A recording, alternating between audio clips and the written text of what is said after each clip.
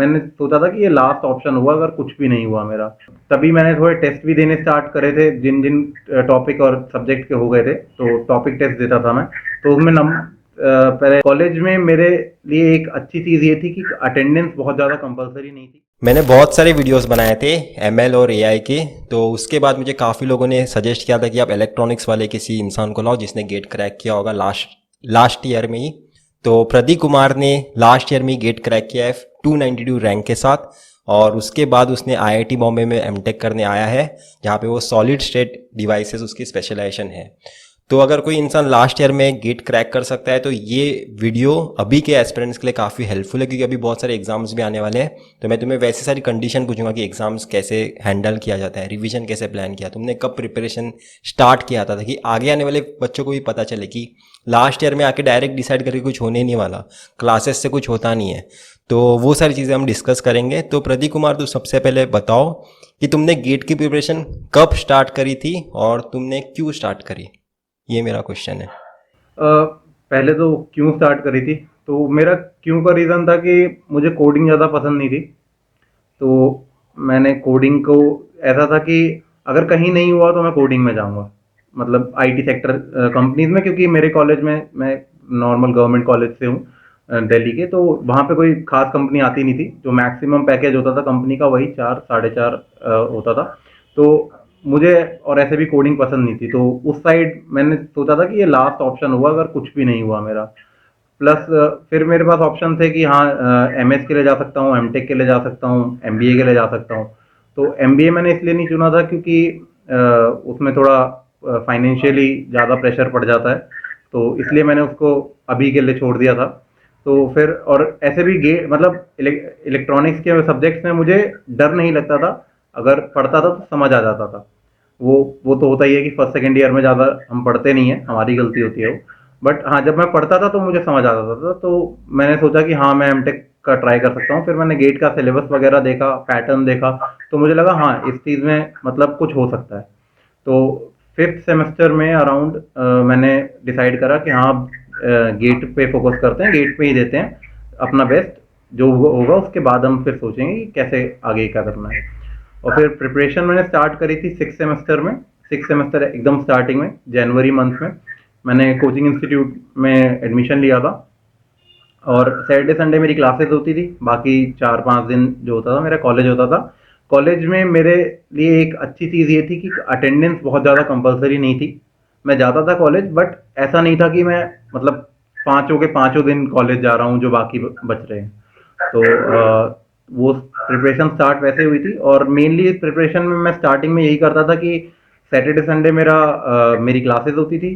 तो वहाँ उनका जो भी उन्होंने पढ़ाया है वो मंडे को मैं रिवाइज करता था, उसके शॉर्ट नोट्स साथ ही साथ बना लेता था, ताकि बाद में मेरे पास पर प्रेशर ना बने। और रिवीजन जो मेनली मैं स्टार्टिंग के 2 3 बार करी थी वो मेन नोट से ही करी थी जो बड़े थे। उसके बाद जब वो मेरे दिमाग में थोड़ा थोड़ा आ गए, और फिर मतलब ये था कि पहले दिन रिवीजन और फिर 4 दिन जितना भी टाइम मिले उसमें मैं क्वेश्चंस करता था उस टॉपिक के। तो ज़्यादा हेक्टिक नहीं होता था वो मेरे लिए। हर रोज़ अगर मैं 2 3 घंटे भी दे दूँ तो हो जाता था अच्छा खासा उस टाइम पे। और स्टार्टिंग में मुझे लगता है कि ठीक था वो। फिर बाद में जब मेरी छुट्टियां पड़ी, जैसे मई में मैं नहीं पढ़ पाया था क्योंकि मैं मेरे एग्जाम थे। फिर जून और जुलाई में मेरे कोई कुछ काम नहीं था, मेरे पास छुट्टियां थी केवल। तो तब मेरा ये था कि तब मेरे शेड्यूल में हो गया था कि हाँ, 5 6 घंटे मैं हर रोज दे सकता हूँ, या फिर इवन ज़्यादा भी दे सकता हूँ किसी दिन। तो वो काफ़ी इम्पोर्टेंट था, वो टाइम काफ़ी इम्पोर्टेंट था मेरे लिए, और ठीक से मैंने यूटिलाइज करा था। मेनली ये था कि उस टाइम क्वेश्चंस काफ़ी करता था। और सिंपल सा है कि अगर आप गेट के क्वेश्चन कर रहे हो, चाहे प्रीवियस ईयर कर रहे हो, तो आपका कॉन्सेप्ट क्लियर होना चाहिए तभी होगा। वरना तो फिर आप तुक्का मार रहे हो। चांसेस हैं कि आप तुक्का मार रहे हो, क्योंकि आपका अगर कॉन्सेप्ट क्लियर नहीं है तो बहुत कम चांसेस हैं कि आपका क्वेश्चन होगा सही। तो वही करता था मेनली। और जो वो पढ़ा रहे हैं, जो भी कोचिंग में पढ़ाया, वो मैंने आके रिवाइज करा, क्वेश्चन करे, फिर गया, फिर सेम साइकिल रिपीट हुआ। फिर एक महीना जो मैं मेरा खराब हुआ था वो सितंबर का हुआ था। और काफ़ी काफ़ी खराब हो गया था क्योंकि उस टाइम पे प्लेसमेंट्स वगैरह चलते हैं, तो आपका दिमाग दिमाग थोड़ा डाइवर्ट हो जाता है कि यार हाँ, एक जॉब तो होनी चाहिए हाथ में, वो वाला जो होता है।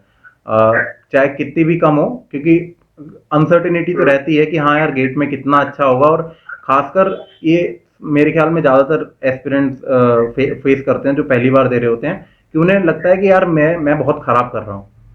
और तभी मैंने थोड़े टेस्ट भी देने स्टार्ट करे थे, जिन जिन टॉपिक और सब्जेक्ट के हो गए थे, तो टॉपिक टेस्ट देता था मैं।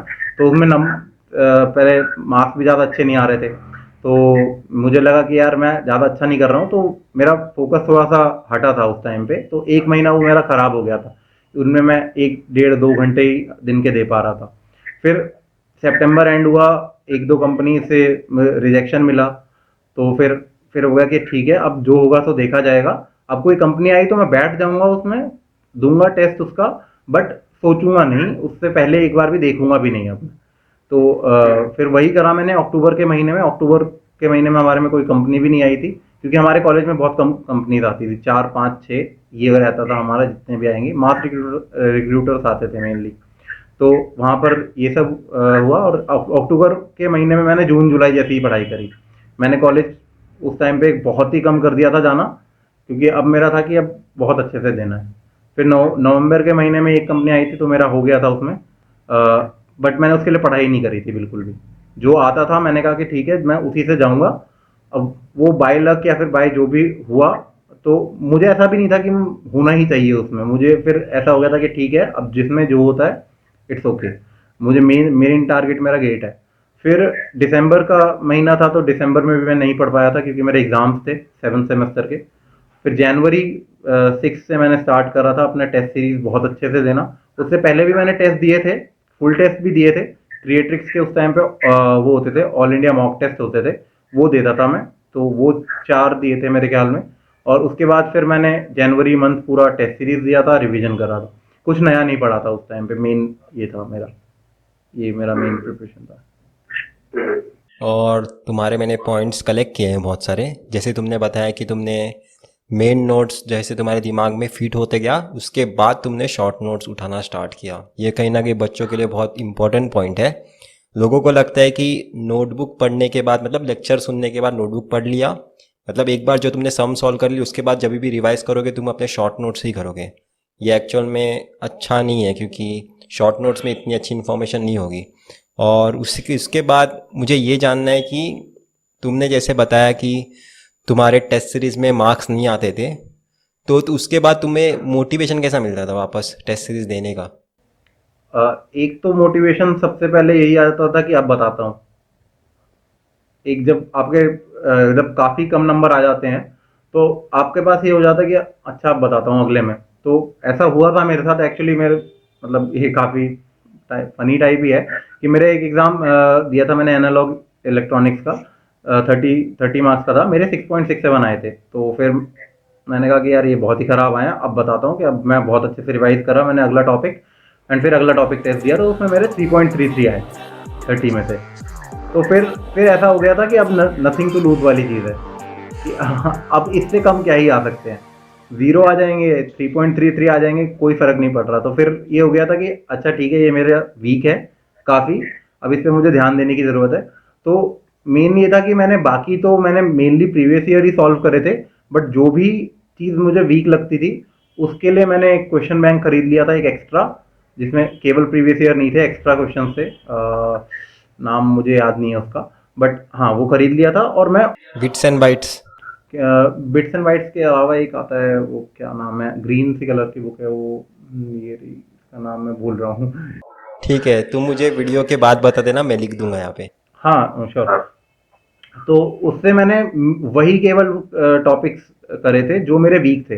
जैसे कि एनालॉग इलेक्ट्रॉनिक्स में मेरा ओप एम्प वीक था, तो वो मैंने करा था। डायोड स्टार्टिंग में मुझे लगता था कि मुझे आता है, क्योंकि होता है सबके साथ, बट आता नहीं था उस टाइम पे। तो वो मैंने उससे करा था। तो ये सारे जितने भी वीक टॉपिक्स थे मेरे, मैथ्स में कॉम्प्लेक्स नंबर था, एंड क्या बोलते हैं, सिग्नल्स में फूरियर सीरीज में मुझे बहुत दिक्कत होती है, ट्रांसफॉर्म्स एंड ऑल हो जाता था, बट सीरीज में मुझे काफ़ी दिक्कत थी, कि कंसेप्चुअली स्ट्रांग नहीं था उसमें तब तक।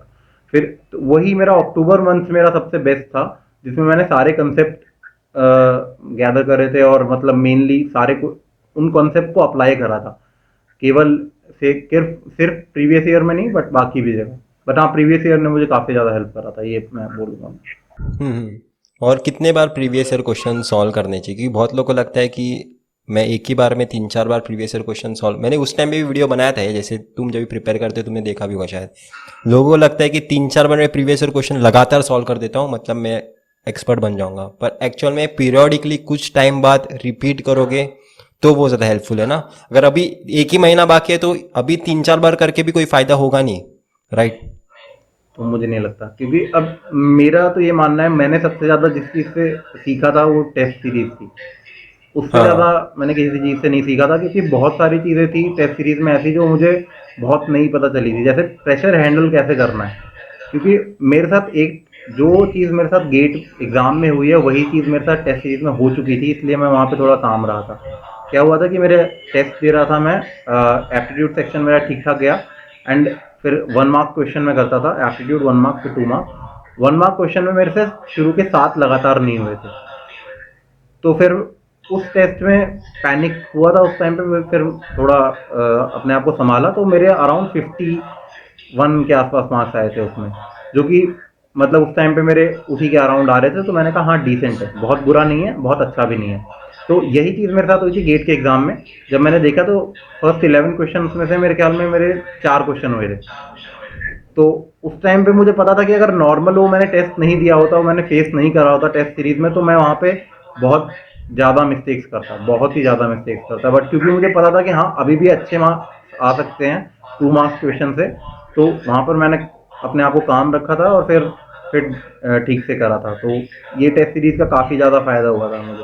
अराउंड मैंने 15 to 20 फुल टेस्ट दिए थे उस टाइम, मतलब जब मैं प्रिपरेशन कर रहा था। तो उससे मुझे काफ़ी ज़्यादा चीज़ें सीखने को मिली थी कि कहाँ कहाँ मेरी मिस्टेक्स हो रही हैं। मैं सिली मिस्टेक्स बहुत ही ज़्यादा कर रहा था, मतलब जैसे ऐसे कि 1/0.2 को मैंने 0.5 क्या लिखा था, बहुत ही अजीब कुछ लिखा था।